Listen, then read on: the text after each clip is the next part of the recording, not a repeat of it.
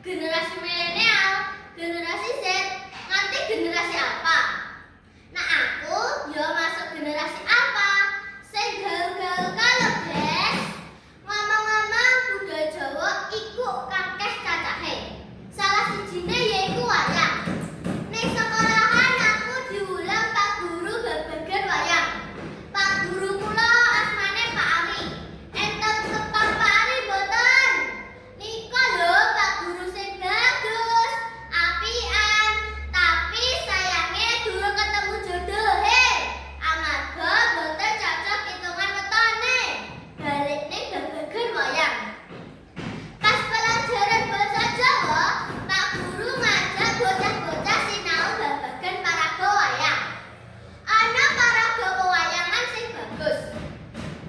Ning aku isih bagusan Pak Juri ning.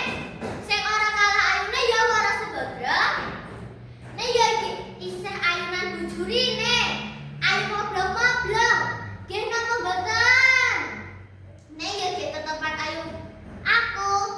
Budaya Jawa liyane tembang macapat. Kula ajeng nembangke salah sijine tembang macapat. Yaiku pocong. Nyuwun pangapunten menawi rada fales. Soale kula mboten jebolan dangdut akademi.